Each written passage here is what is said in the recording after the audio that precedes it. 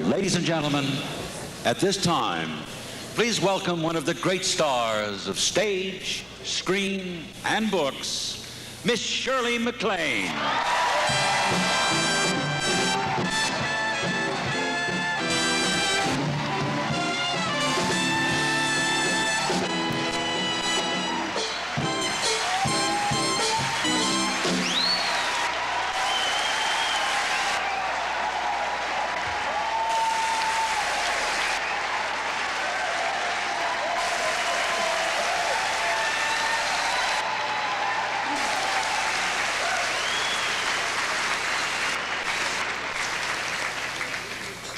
Thank you so very much. It's wonderful to look around and see so many familiar faces from recent history.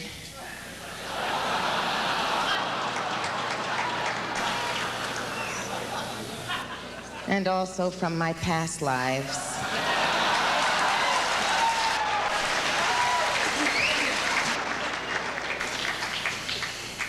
I flew in from New York this afternoon. I was on my book tour, and I was on the plane. I found myself sitting next to what turned out to be a very nice gentleman.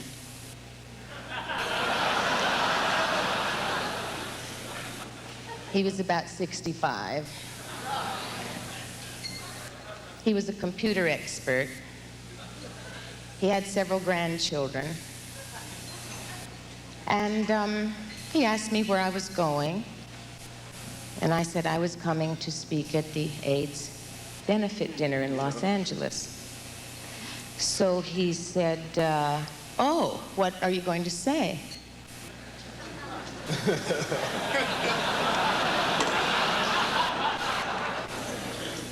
So I said, I don't know, I'm the serious one. They want me to say something serious but uplifting.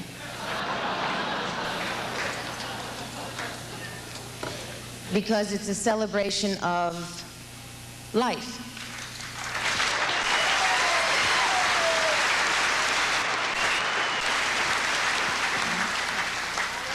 So I said, what do you think this AIDS thing is all about?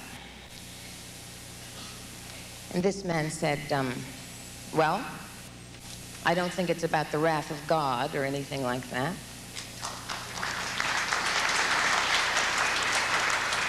He said, I don't think it is an exclusively homosexual disease. But he said, I'm very afraid. And I said, well, what do you mean? He said, I'm just afraid. I don't trust the medical community when they tell me that it's very difficult to contract this disease. He said, I would rather be afraid than trust doctors.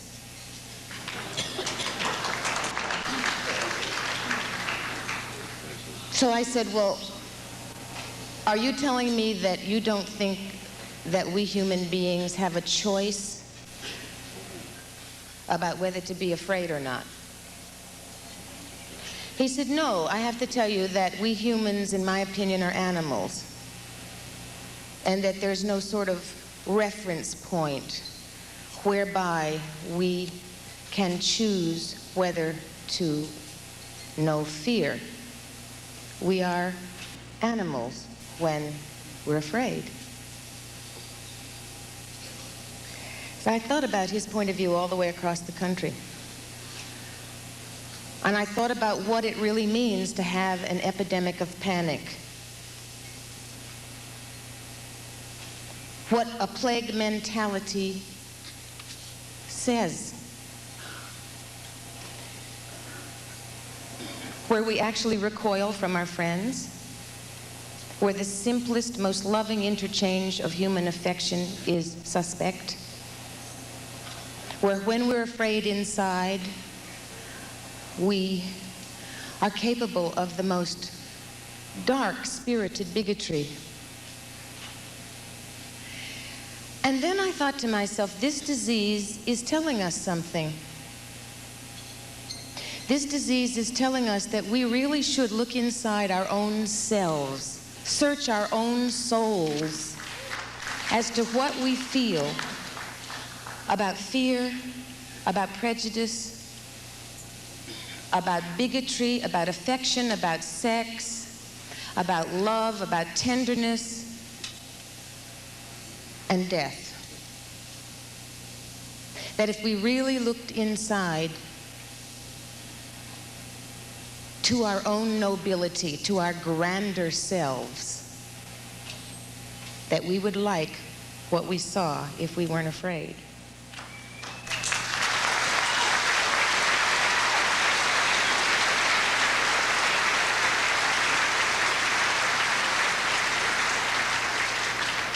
I don't think that this is a moment in history that's about only federal aid for more research or about examining responsible sexual lifestyles. I don't think it's only about that right now or why we're here tonight. I think it's also about the truth that our exterior reality begins with interior recognition.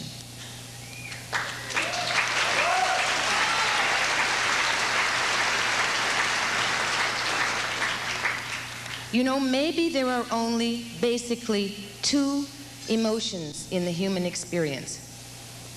Maybe those two emotions are love and fear. And from those two emotions, every other emotion stems. So we have to look at ourselves, it seems to me, and decide what we think about fear. We're so used to defining ourselves by our limitations. We're so used to identifying who we are by what we're afraid of.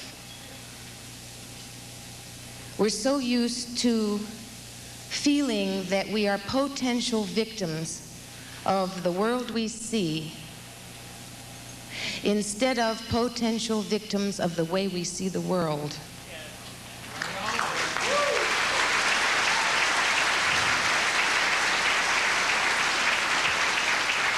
So we have to, at this moment, right here in Hollywood, decide if we are going to be governed by fear or not.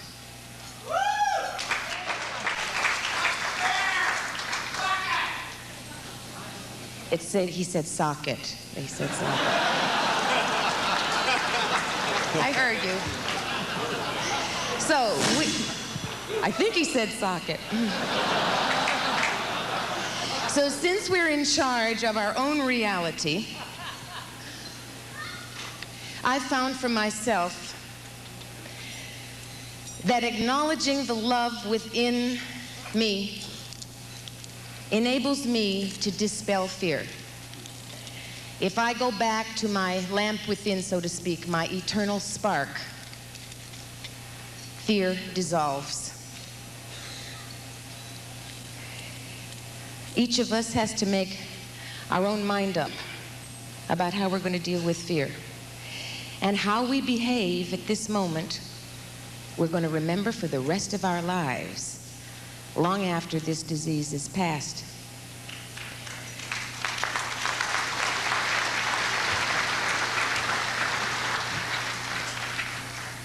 If suspicion and fear is allowed to triumph, it is liable to tear apart the very fabric of this lovingly democratic society. And the ravages of AIDS will be secondary to the damage we inflict on ourselves.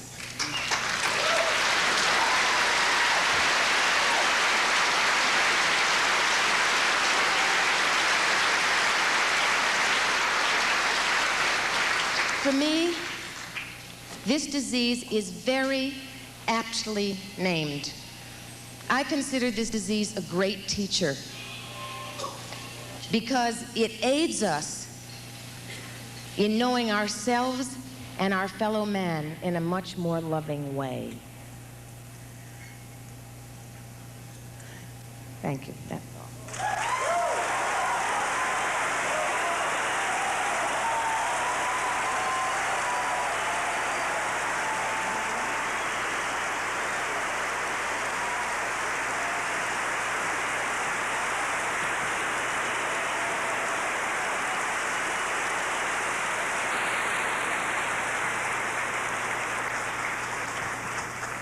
And now another person who chose love over fear, and who's a constant and continuing reminder of this evening's theme being a commitment to life, the Reverend Stephen A. Peters.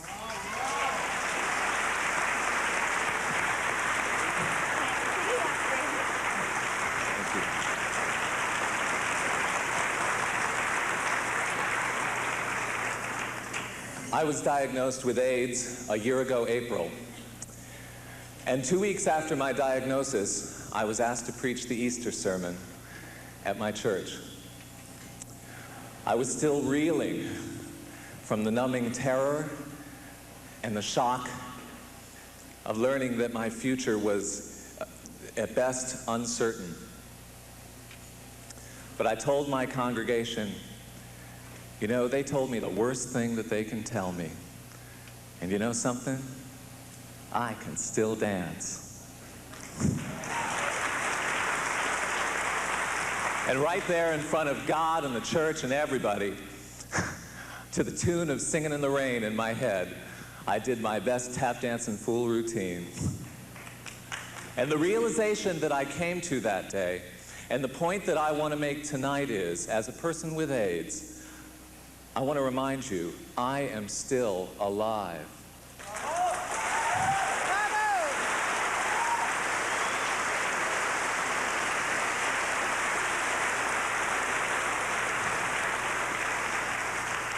AIDS is not only a physical problem, or an emotional one, or a financial one.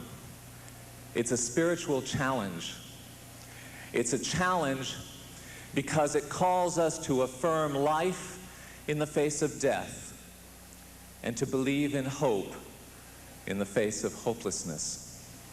The emphasis for all of us has got to be on life, on living, on loving. And I believe that that will bring the healing. The focus has got to be on helping people live with AIDS, not just die of it.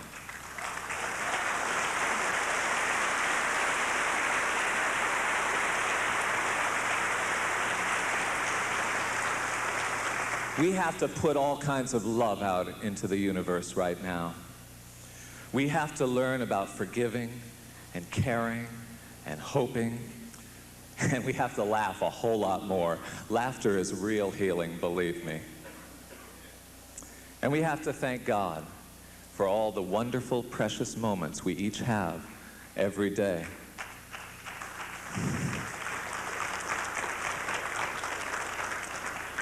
And I got to be grateful for the people of this world, gay and straight, friend and stranger, everyone who shares this planet with us.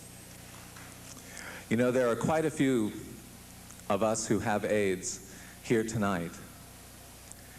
And on behalf of people with AIDS everywhere, I would like to thank you all very, very much from the deepest part of my being for the love and the support that you are showing us tonight. Because that love and support is giving us life in a very real sense. And I really hope that the world learns an important lesson from all of you.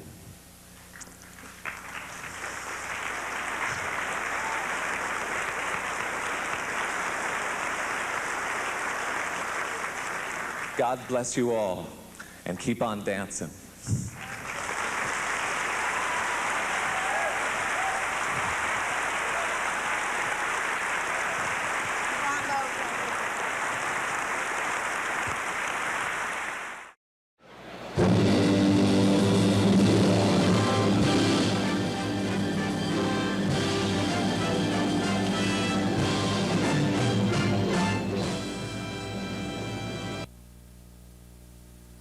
Ladies and gentlemen, the hostess for this evening, a commitment to life, Miss Elizabeth Taylor.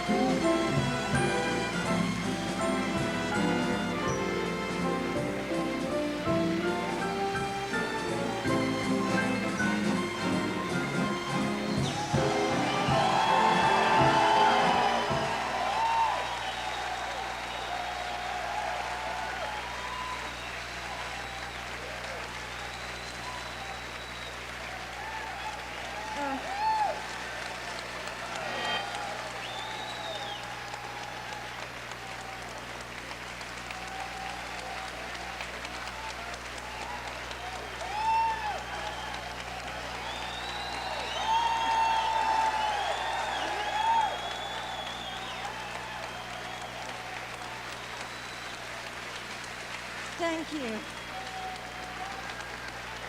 Thank you. Thank you so very much. I really don't know what to say. You take my breath away. I came up here to thank you all for coming. All we can do at this point is help our friends who have AIDS. And the only way we can do that is by doing what you're doing, by giving of support, money, and love.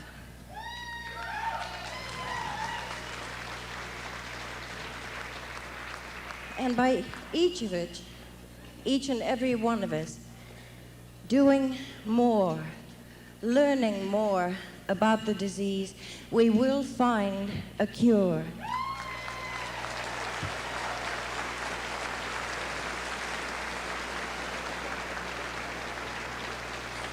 We will, because we must, and because there are people like you that will make it possible. And thank God for you. Thank you. Ladies and gentlemen, Mr. Bill Meisenheimer.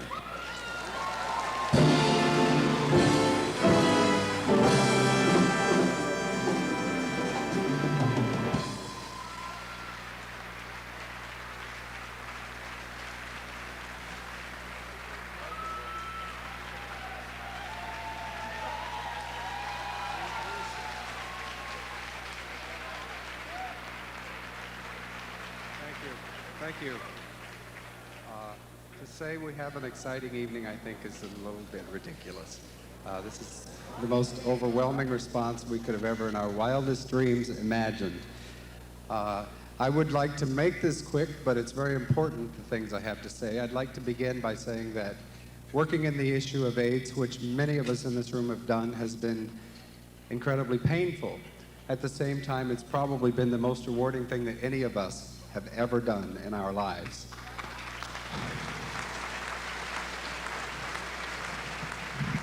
I would also like to move quickly.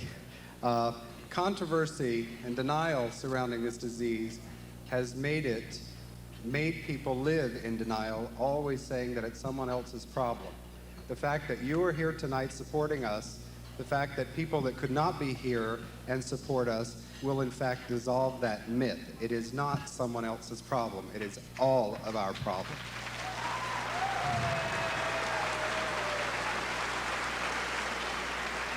There are some very special people who have made this unbelievable evening happen, and I need to pay special tribute to them. The first 4 co-chairs that we got to help us with this event have been so incredibly important in its development. I would like to personally thank Wallace Annenberg,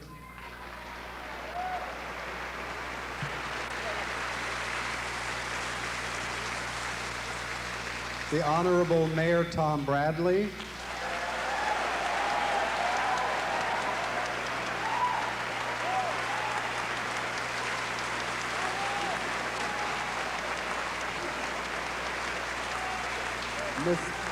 Miss Sybil Brand, and Miss Elizabeth Taylor.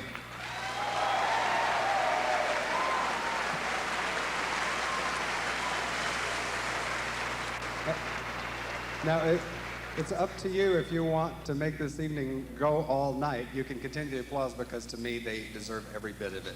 But I have a few people to also acknowledge. One of the women that has been our inspiration to make this event happen is obviously Mrs. Betty Ford. And we're extremely grateful.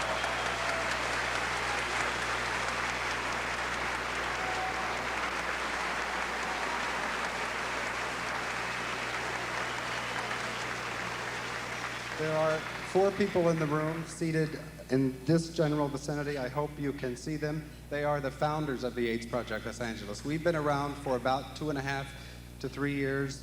We have seen hundreds of people with AIDS in terms of helping them with basic support services. We have provided millions education to millions of people throughout Southern California. It could never have been done without the commitment, the foresight, and the dedication of these 4 people. I would like for them to stand, and I would like to introduce to you the founders of this organization, Irv Monroe, Max Drew, Nancy Cole-Sawaya, and our current Vice Chair, Matt Redmond. Right here.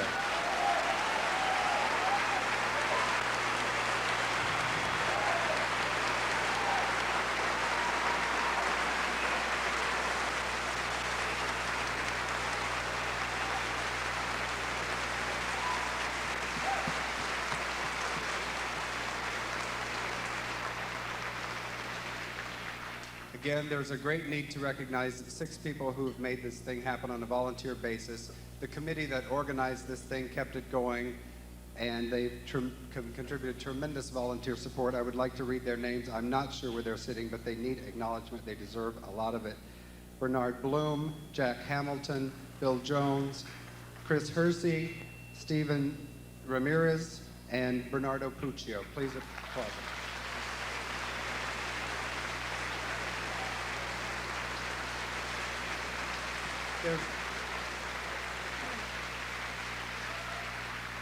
There's someone who's helped the AIDS Project. Let me just say that the most important weapon we have in the fight against AIDS is education. One woman in particular has been in the forefront of this issue for some time. She is a great friend of the project. She's a great friend of everyone in this community, and her name is Zelda Rubenstein. I'd like for her to stand.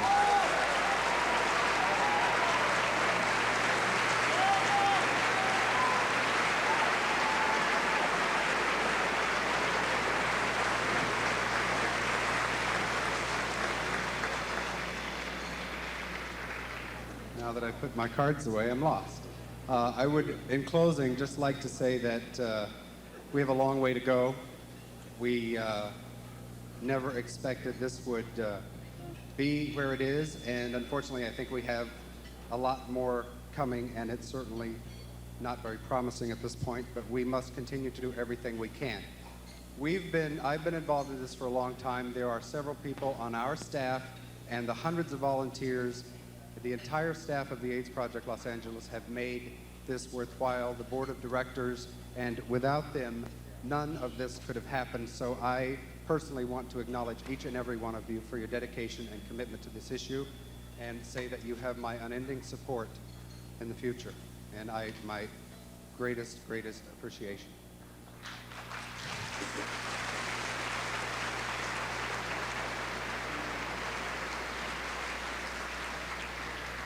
And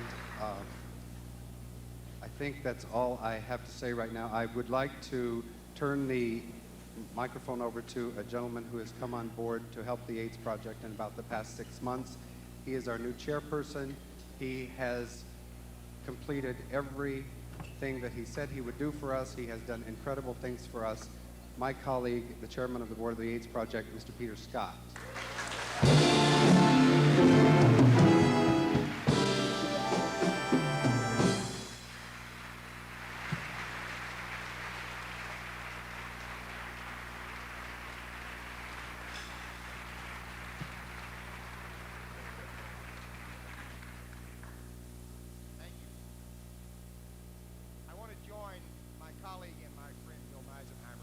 Thanking everyone who has made this evening possible. It's taken a lot of time and a lot of effort on behalf of a lot of people, and we are eternally grateful to you at APLA. I particularly want to thank the members of the entertainment industry who have come forth so generously, giving of their resources, their energy, and their money to help this organization and to help defeat AIDS.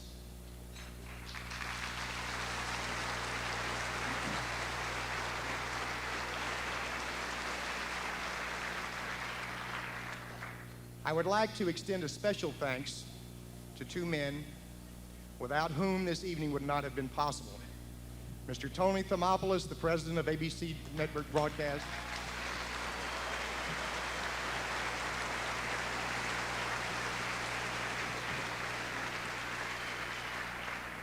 and Mr. Thomopoulos' gift to us our executive producer of this show, Mr. Gary Pudney.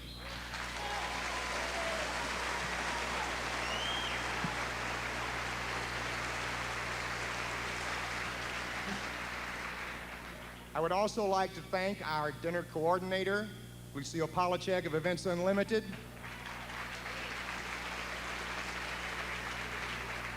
And a young man on our staff who was in the middle of all of this turmoil that came together tonight and held it together, Mr. Bill Millimed.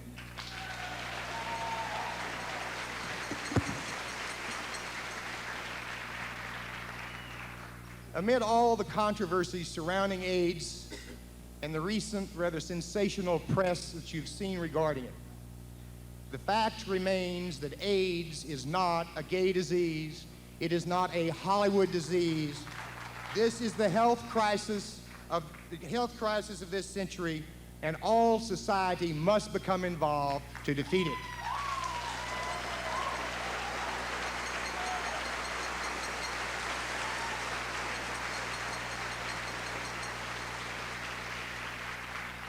We need your continuing help.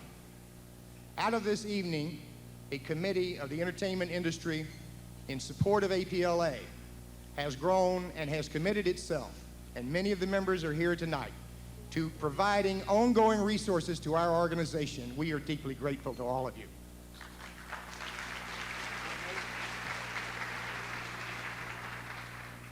We need individual involvement.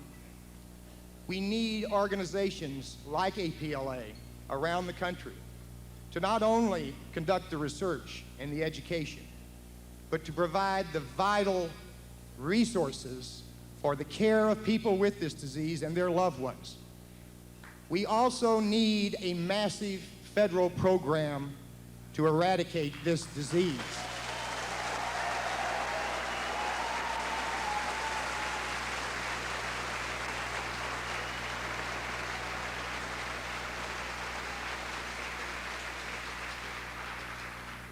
This nation was able to feed the entire continent of Europe. It was able to put a man on the moon.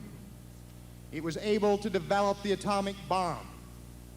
If we can spend billions of dollars every year on defense, then surely we could spend one of those billions each year to defeat this disease.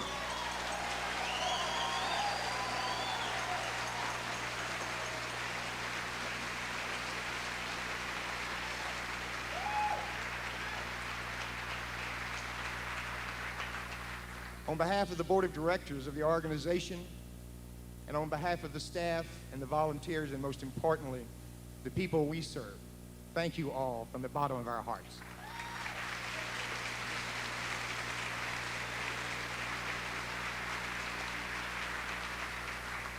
And now to introduce the co-chairs for the evening. I want to present to you our first honorary co-chair, a woman who gave of her name and her time and her support before it was fashionable, Wallace Annenberg.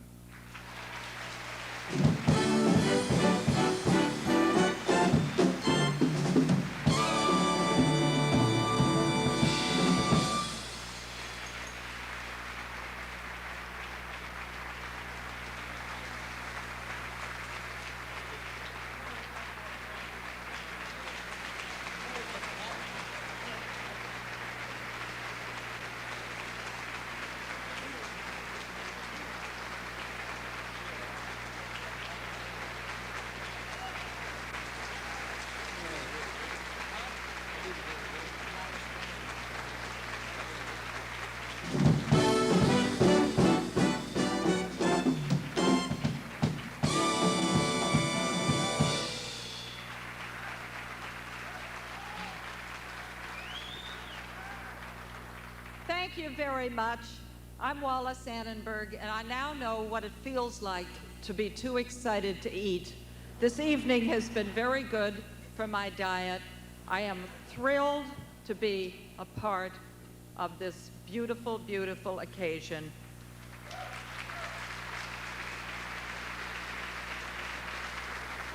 I would like to take this opportunity to thank my co-chairs for their contribution. Sybil Brand, Dr. Armand Hammer, and Andy Warhol, as well as the entire APLA Board of Directors. Thank you and have a wonderful evening.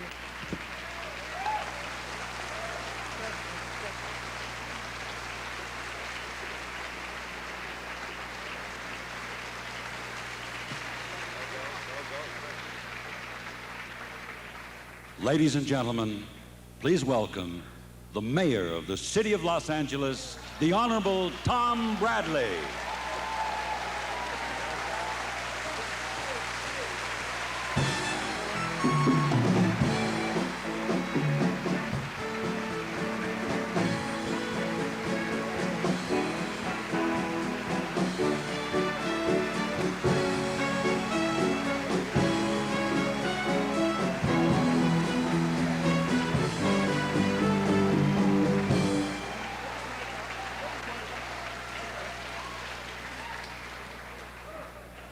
Thank you very much. I'm very honored to be a part of this evening and a part of this great cause.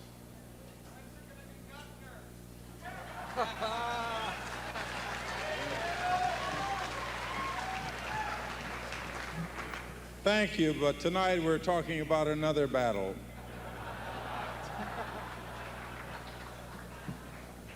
It is in the spirit of things that the entertainment industry is committed to life. And tonight we gather committed to life in a very profound way. We are the beneficiaries of the tremendous work that has been carried on by AIDS Project Los Angeles, a battle which they continue, a battle which I'm confident that they and we are going to win.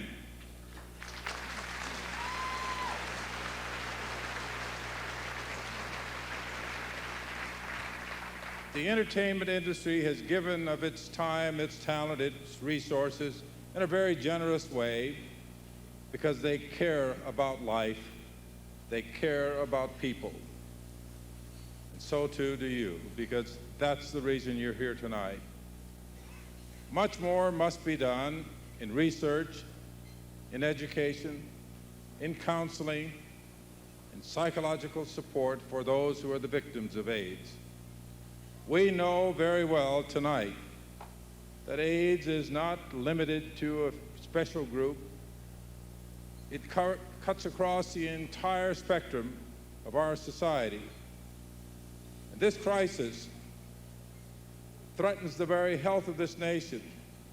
And it is for that reason that all of us in government, at the federal, state, and local level, must do even more than we have in the past to provide the money, to provide the resources, to carry on the research and the education that will finally end this war against this dreaded disease.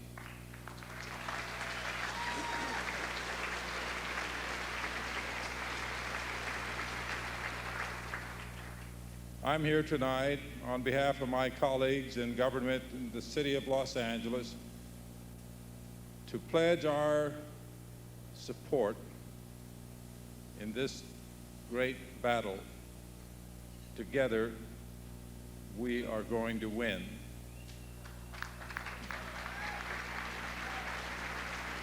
I have a plaque which I wish to present in commendation and in deep appreciation for the commitment, for the caring, for the love, for the support which has been expressed by the AIDS Project Los Angeles.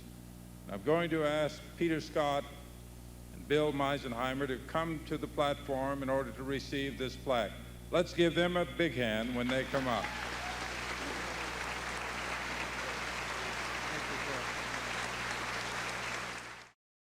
In the beginning, there was Clark Gable. Then came Cary Grant. And finally, on the seventh day, the Lord created Burt Reynolds. It was a very good day. Ladies and gentlemen, our co-host for the evening, Mr. Burt Reynolds.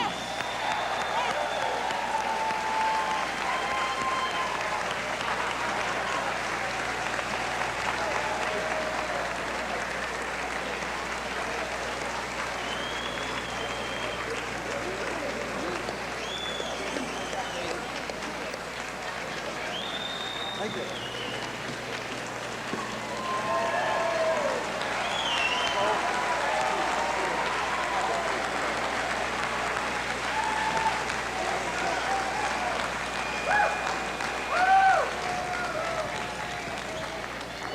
Hello.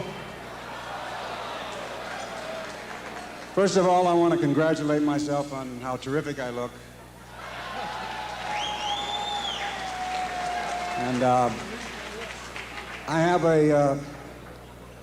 that's all right, you don't have to stand. Sit. Sit down as quickly as possible. We have an auction. We're trying to raise money here. I have a little statement that I'd like to read, if you don't mind. I've got a lot of calls that the media have been asking me a quote as to why I'm involved with this dinner. And I kind of find that truly amazing.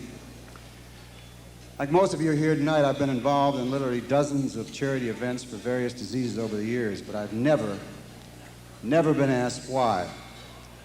I'm certain that if this dinner was a benefit for fighting cancer research or any disease other than AIDS, no one would ever think of asking such a stupid question as, why are you involved?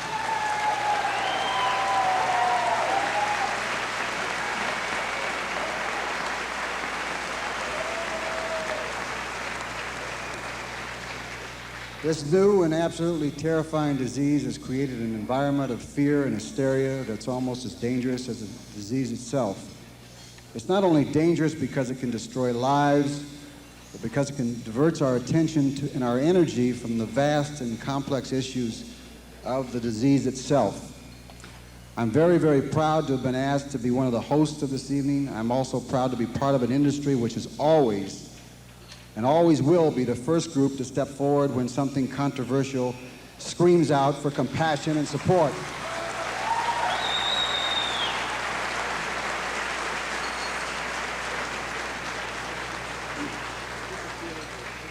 I pray to God that we will also be an example for the rest of the world and turning our focus away from the question of who has, who doesn't have AIDS, and focus on the only question that matters, curing AIDS and wiping it off the face of the damn earth.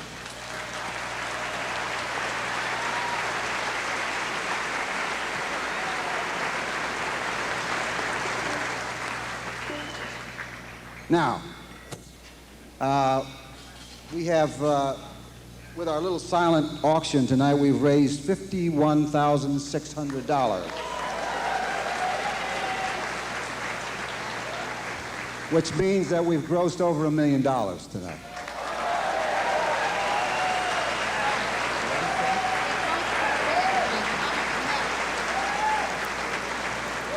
Now, I think if I can get Miss Taylor's buns up here.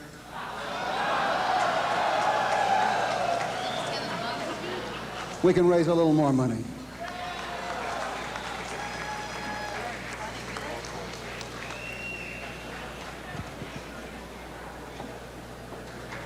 Hi there.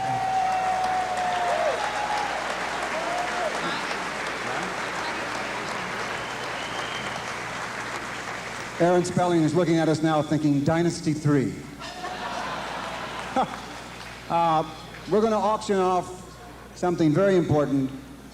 Andy Warhol has 3 paintings, as I understand, and he's painted them especially for this evening, and they all go in a... God damn, you look good.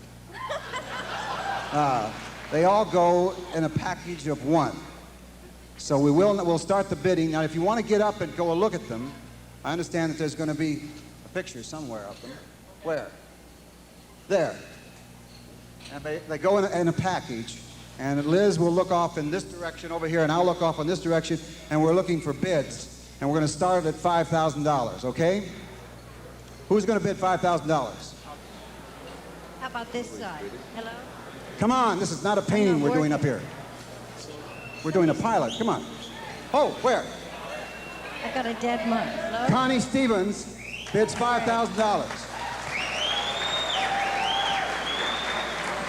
Yes. How about this side of the room? What, darling? $10,000. How much you bid? $10,000? What'd you say? 20? 6,000. Think 6,000. I have 6,000 over here, Liz. You do? I have nothing over here. Well, not from where I'm standing, This is you know. demoralizing. Yes, right Where? there, Liz. Oh, $20,000. Bless you. Oh, no? $7,000. That's how she got all those rings. How much is that? Seven? $7,000 from that man that looks like George Hamilton. 10,000. 10,000 down here from the man who's handsomer than George Hamilton. Is there another bid? George, your tan is fading. 8 from George. No, this guy got 10 there. 10,000 here. 10,000. What's your name, sir? John Peters, of course. He's got. Nobody John, over you here? got so much money, it's ridiculous. Come on. Of course you bid 10,000. You're doing better than I am, Burt. God, he's 10,000, George. I mean, guy's rolling in it. You want to bid how much? He wants to bid 15 now. 15 from John Peters.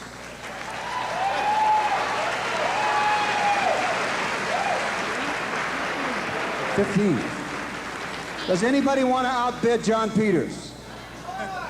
Does anybody want to meet John Peters for $5,000?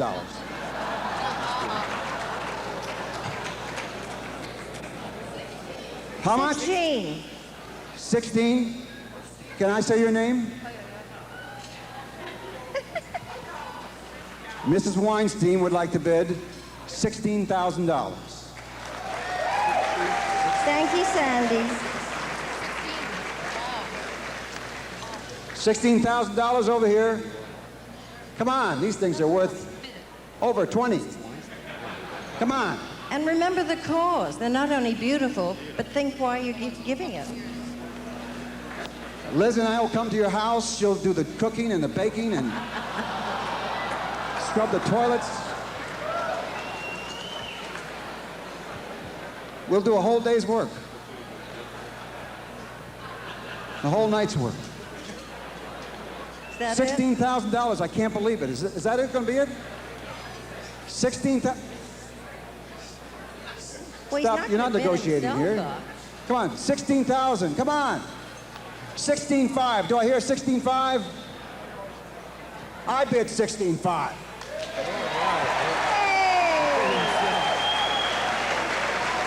Yeah. What? This famous director over here who wrote Harold and Maude bid 17,000, Colin Higgins.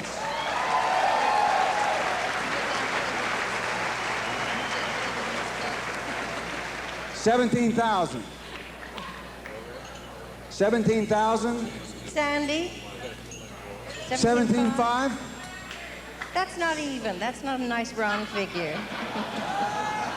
18. 18. Okay. Boy, you did this good. 18. 18, Colin, to Sandy. 20,000. 20,000 to John Peters.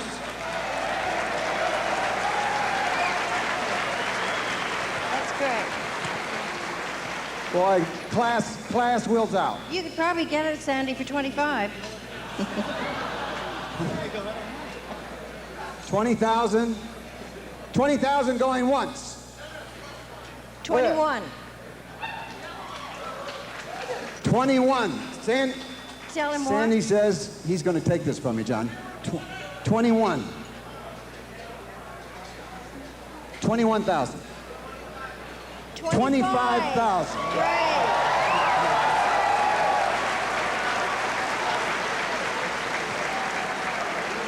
Okay, Sandy. 25,000.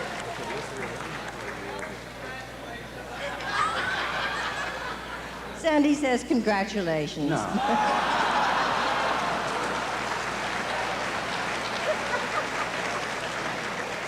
$25,000 going once, going twice. A classy man, John Peters, $25,000.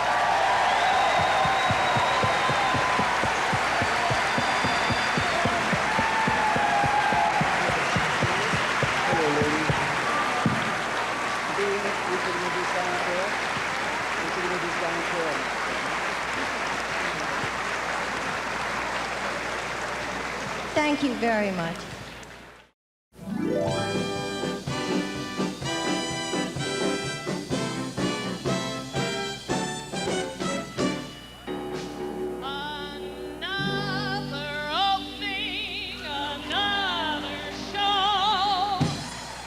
In Philly, Boston, or Buffalo. A chance for someone to say hello. Another opening of another show. Well, it is good. Carroll! Woo! Thank you. All right. All right.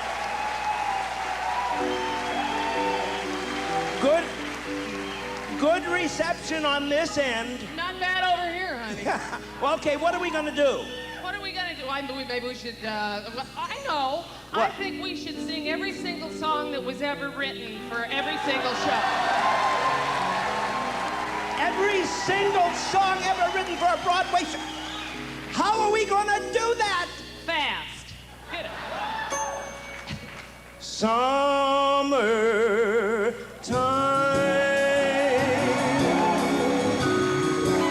and the living is easy. Fish are jumping, and the cotton is high.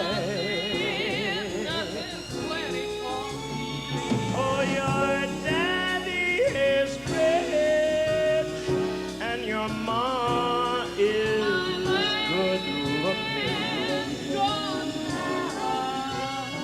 So hush, little baby, don't you cry. Don't you cry. Don't you cry.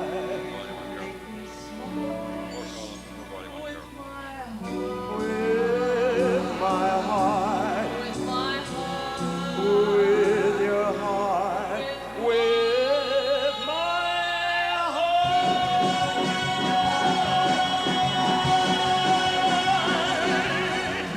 Chips and ducks and geese better scurry when I take you out in a Surrey. When I take her out in a Surrey with the fringe on top. Watch that fringe and see how it flutters when we drive them high-step trotters. Nosy folks will peek through their runners and their eyes will pop. There is nothing like a dame, nothing in the world. There is nothing you can name that is anything like a dame. Luck be a lady tonight. Luck be a lady tonight. Luck if you've ever been a lady to begin with. Luck be a lady. With a little bit, with a little bit, with a little bit of blooming luck. In the plane. I think she's got it.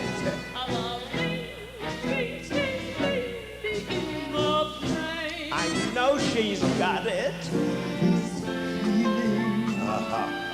Now she's got it. My first show on Broadway. Why this thrill when you say Hello. it's a strange and wonderful magic you do, Mr. Wonderful. Say it again. Mr. Wonderful. One more time. Mr. Wonderful, I love you. Thank you. You're welcome. I have always been shy. You I admit that I'm shy. And despite the impression you give, That's you right. confess that you're living a lie?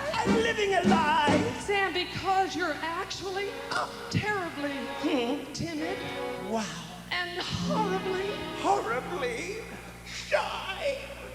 Sam, I never knew that. You hide it so well.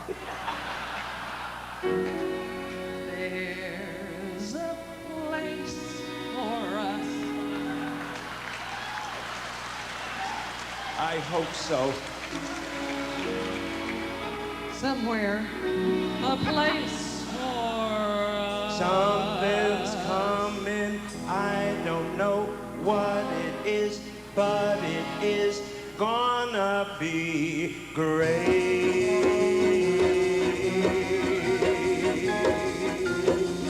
Around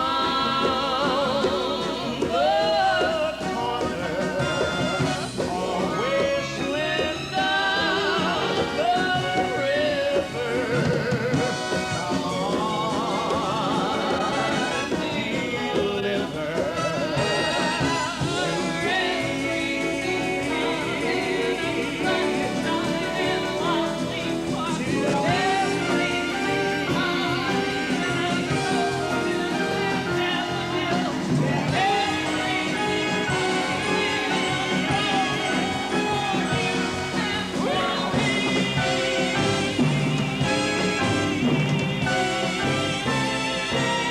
If I were a rich man,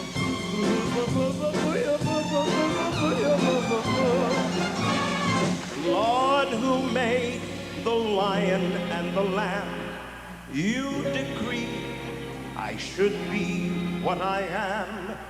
But would it spoil some vast eternal plan if I were a wealthy man?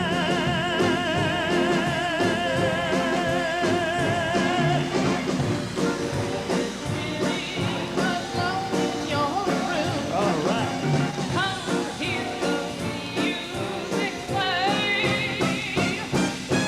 Life is a cabaret, old show. Come to the cabaret. Give my regards to old Broadway and say that we'll be there for another opening, another show, another opening, another show. Skin a banana, another opening, another show tonight.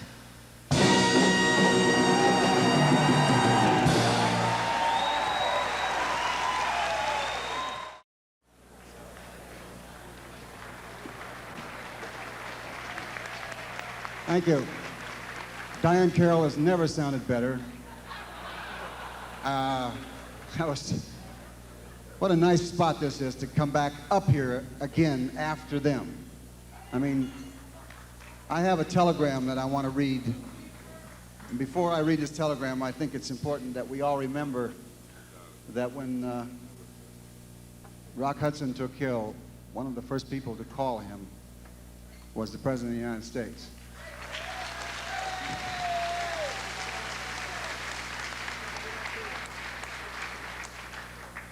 Nancy and I send our greetings to everyone attending the Commitment to Life benefit dinner sponsored by APLA. We take special note of the award being presented this evening to Betty Ford for her compassion and her commitment to the eradication of this disease and the provision of treatment for its victims. Since the first cases of AIDS were reported in this country a few short years ago, the United States Public Health Service has made remarkable progress in the effort to conquer it. We have discovered the caustic agents and I think we're talking about a man, I don't care what your political persuasion is.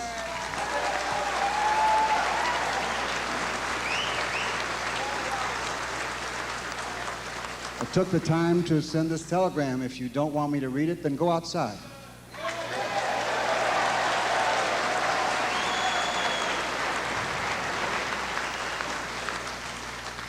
We have discovered a caustic agent developed to test to assure the safety of the nation's blood supply. But there is still much to be done. The federal government has devoted significant resources to this problem and will continue to devote additional funds to the search and the cure of AIDS, to the development not only to the effective treatment methods, but the vaccine to prevent its spread. By your presence tonight, each of you has made a public expression of your concern about this serious challenge to the nation's health. I hope that all Americans will reflect conscientiously of their responsibility to do whatever is in their power to ensure that this pernicious syndrome is halted in its tracks and ultimately cured. Please know that you are in our thoughts and prayers for a successful evening. Thank you for all you are doing, and God bless you, Ronald Reagan.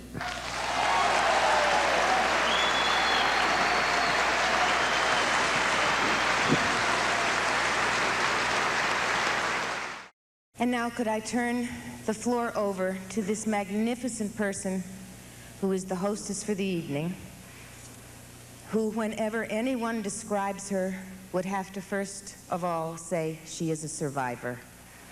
So if there is anyone who understands the commitment to life, it is my old friend, Miss Elizabeth Taylor.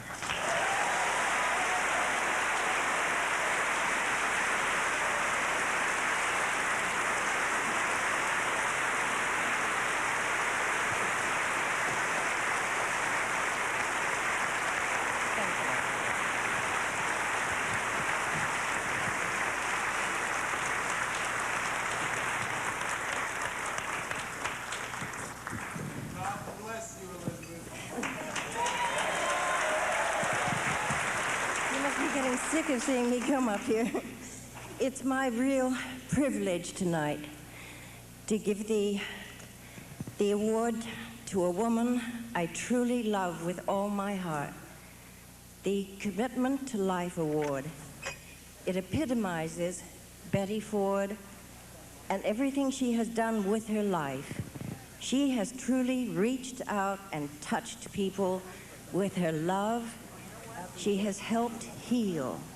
I've been one of those people. I've watched her.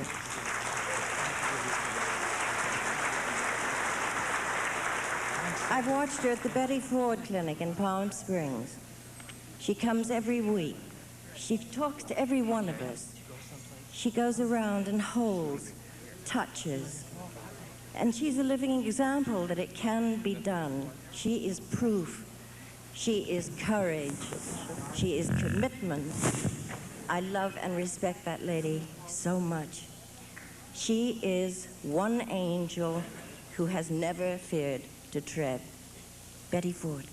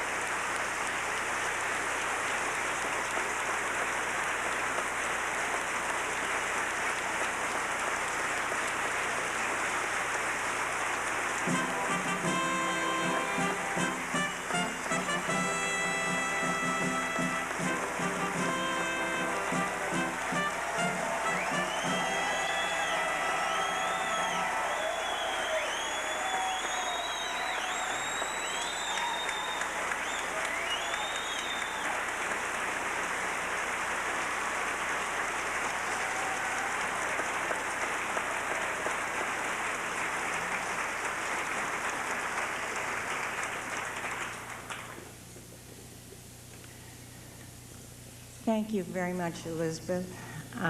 Words can't express how much this means to me, particularly because it comes from Elizabeth, a wonderful woman that I truly love, who, as Shirley said, is a survivor and a very gutsy lady.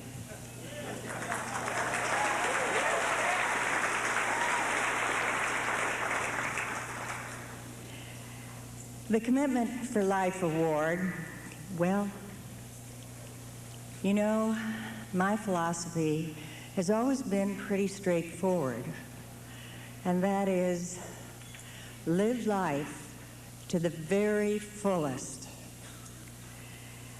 I happen to know that you can't always do that when disease that causes fear and ignorance comes in the way and holds you back and slows you down.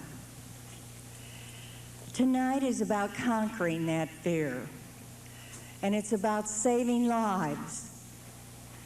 We're doing this by raising funds for research, for victim assistance, and for education. And we're doing it by a wonderful celebration of life, by people reaching out to other people with love. Over the past 15 years, I have had 2 diseases, neither one of them that were talked about very much, and that was cancer and that was alcoholism. But with the public awareness, attitudes towards these diseases have changed, and attitudes towards AIDS can change.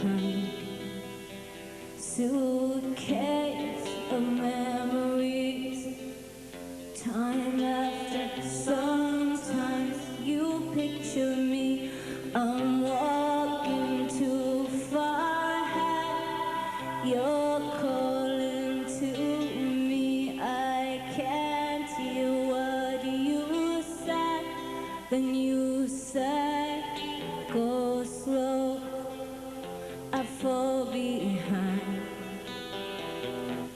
The second hand unwinds. If you're lost, you can look and you will find me.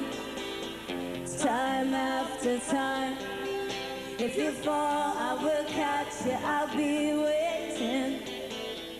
Time after time.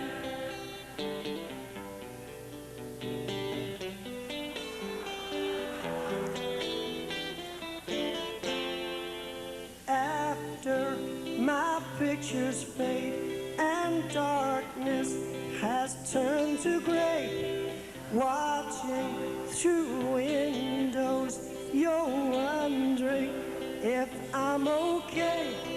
Secrets stolen from deep inside. The drum beats out of time. If you're lost, you can look and you will find me. Time after time. If you fall, I will catch you. I'll be waiting. Time after time. If you're lost, you can look and you will find me. Time after time. If you fall, I will catch you. I'll be waiting. Time after time.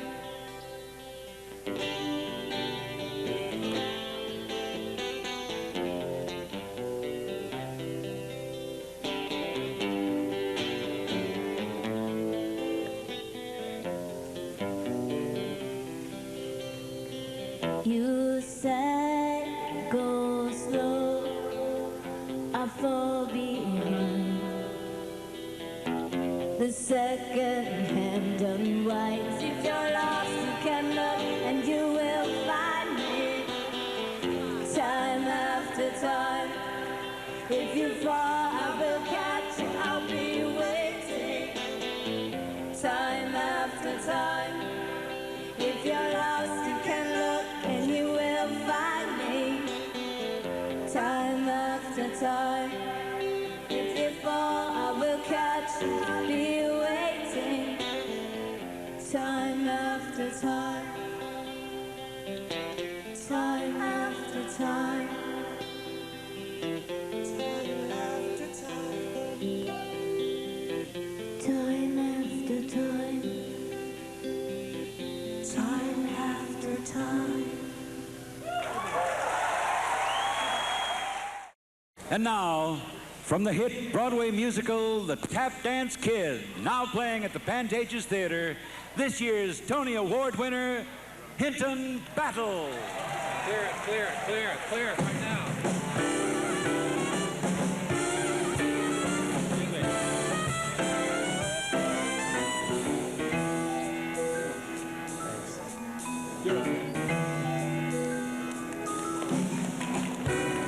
I ain't got a shiny black car, ain't got a bundle of bright green money, clothes on my back, off the rack, but know what, so what, I don't care, 'cause you know what I've got fabulous feet, I love my fabulous feet, oh, I am filled with devotion, it's time they're in motion, oh, and they're just keeping the beat, 2, 3, 4, fabulous feet, sit back, relax, 'cause you're in for a treat, we'll entertain and amuse you, so let me introduce you to me and my fabulous feet, oh, you can keep your money, keep your car, keep your fancy clothes, 'cause I've got 1, 2, 3, 4, 5, 6, 7, 8, 9, 10 talented toes on the end of my fabulous feet. We're strapped down in your street. We do such fine combinations, configurations, will knock you right out of your seat. I love my fabulous feet. You'll be surprised how the people I meet go into shock. What a scandal, there's no one holds a candle to me and my fabulous.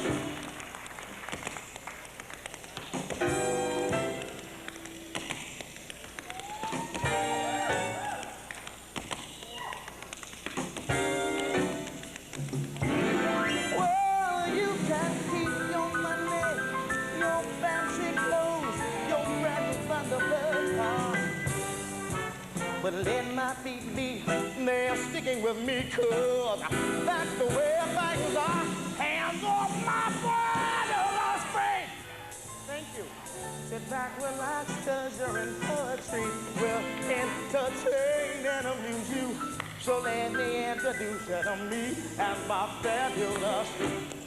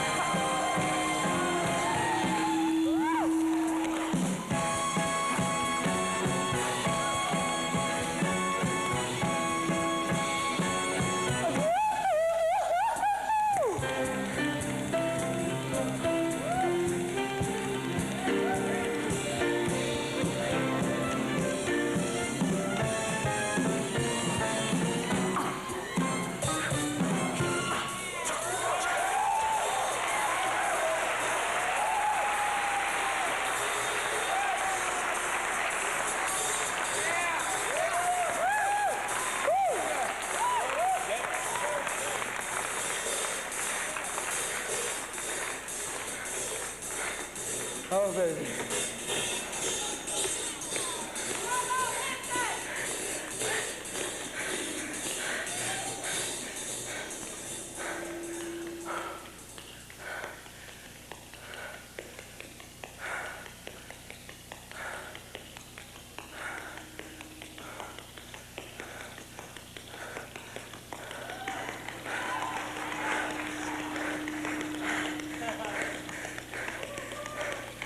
You got it.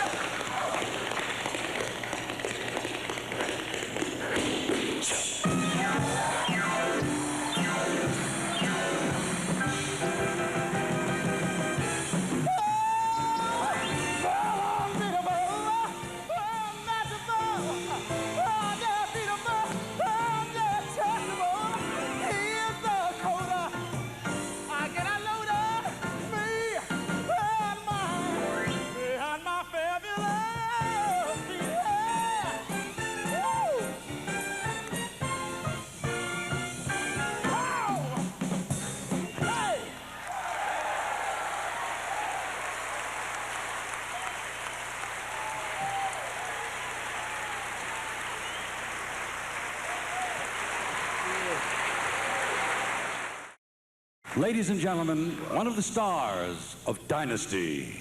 Please welcome Linda Evans.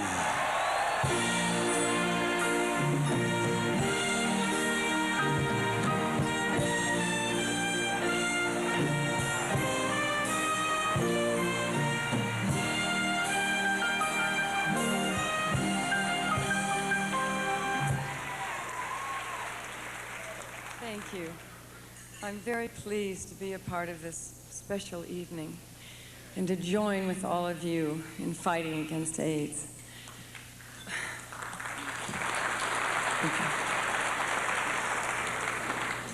Like everyone here and all his friends around the world, I would like to express my love and support to Rock Hudson.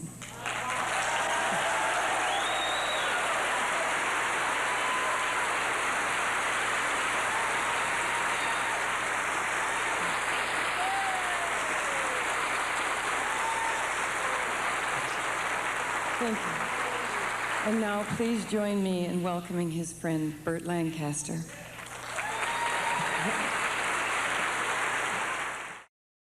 There's one man who can't be here tonight.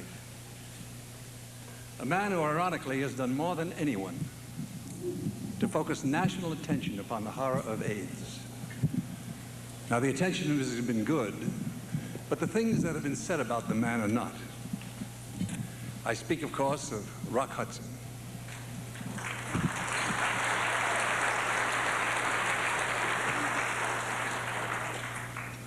Mr.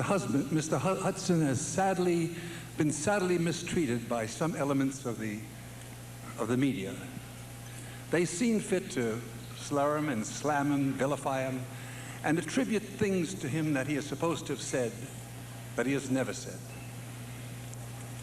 From the very beginning, I would have liked to have seen that some of the things that they had to say about him had more responsibility, more accuracy, and yes, more compassion.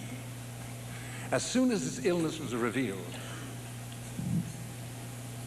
Rock never made one interview, never said a word. He maintains his silence and his dignity. And strangely enough, he evoked a feeling of love and concern and respect from everyone. And I hope that that can be a signal that perhaps in the future, the media will have more responsibility, and in so doing, will perhaps tell the truth.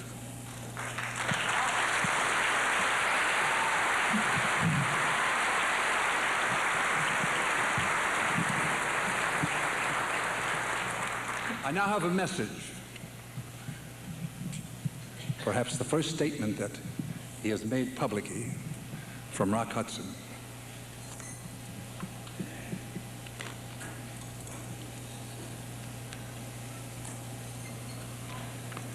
I regret the circumstances of which you are all aware that prevent me from being with you tonight. But I am proud to learn that there is such a significant turnout of people from my industry present. And I'm extremely proud of my good friend Elizabeth Taylor, who organized this event.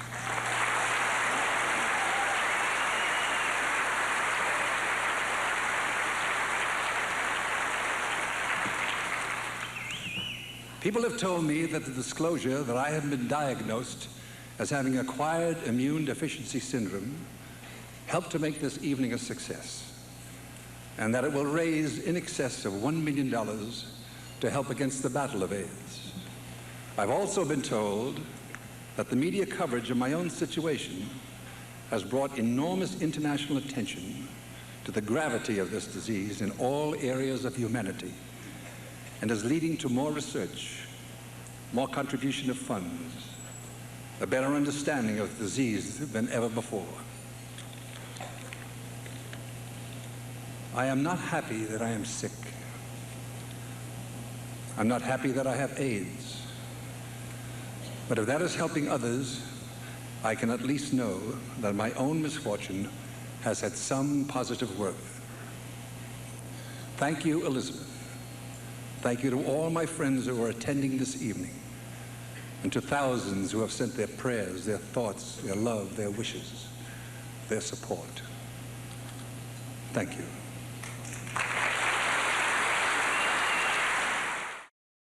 Ladies and gentlemen, the one and only Cher.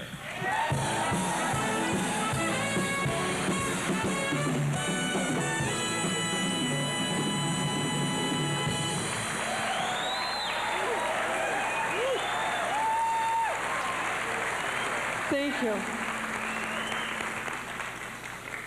I have one disclaimer that I have to make before I can go on, and that is, if you think I'm doing strange things with my mouth, I am, because I'm wearing braces. It's not drugs.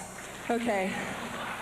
I was very embarrassed. You know, I do have some sort of a image to keep up. Right. And there are a certain number of you that I would like to thank, you all know who you are, for being positive about me long enough for me to prove something. I don't know what the hell it was, but for fighting with other people. And I'm actually filling in tonight for Bette Midler, who got waylaid in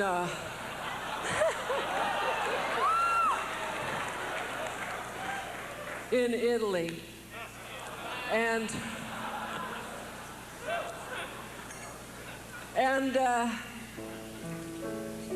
I'm really happy to be here. I'm really happy to be part of this. I'm really happy that we're all part of it. I don't want to be redundant, but I think it's fabulous when all of the beautiful people, all of the self-centered people, all of the selfish people, and I'm right here standing in front of everybody, can get together, because under all of that, I think we have a real need to help each other and to love each other, and I'm really proud to be a part of this cause. And no, just stand up at the end. Shit, I think if a waiter walks by, you guys are gonna stand up again. Anyway, there's a song that the Divine, who is not here, does. And in a show that I did with her and Diana Ross, the three of us got up and did this song. And tonight, I would love to do it, but I just can't remember the words. And I know that Sam Harris is behind me somewhere, and he knows the words. Oh, I'm not alone. There is someone here beside me, and my problems have all gone. There is no one to deride me.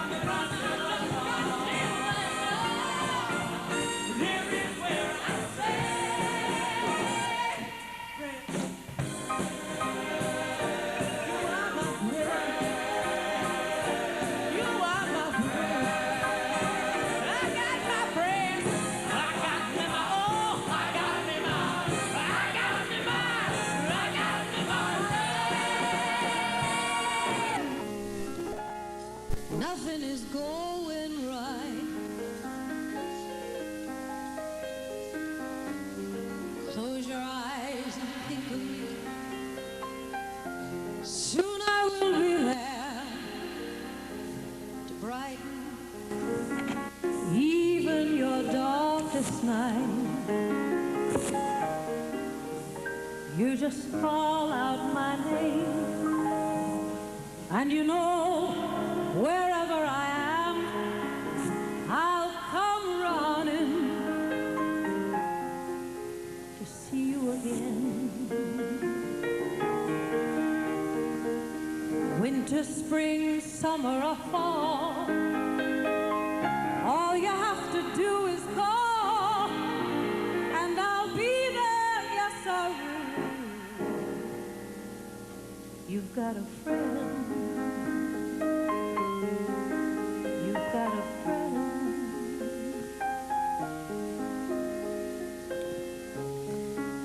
Many of us have been touched by the death of a loved one in our lives. It's especially poignant when that person is young and the death is so untimely.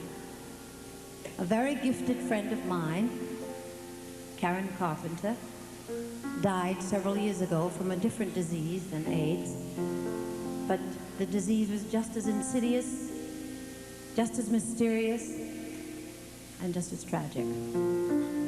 I would like to try to sing one of her most famous songs, which we feel is very appropriate for this evening.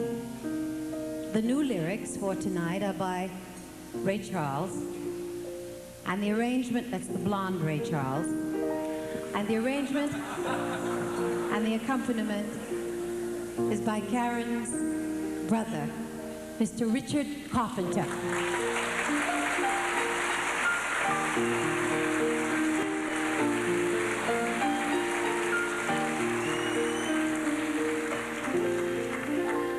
We've only just begun to live.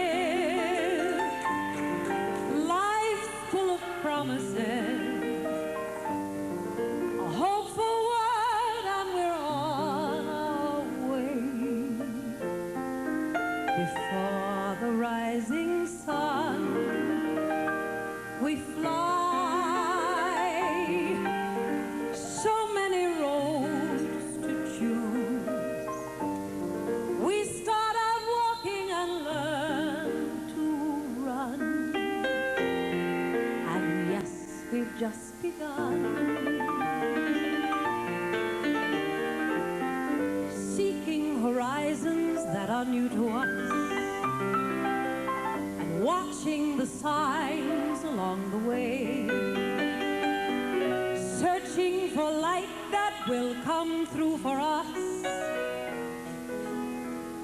Working together day to day.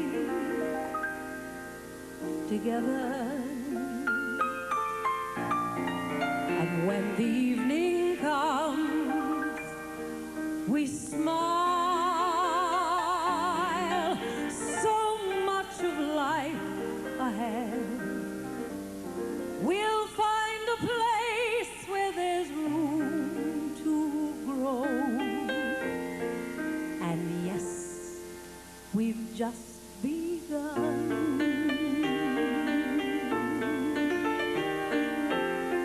Seeking horizons that are new to us. Watching the signs along the way. Searching for light that will come through for us. Working together day to day. Together.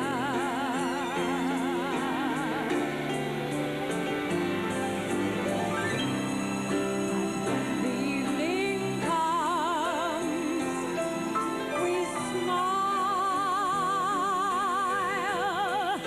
So much of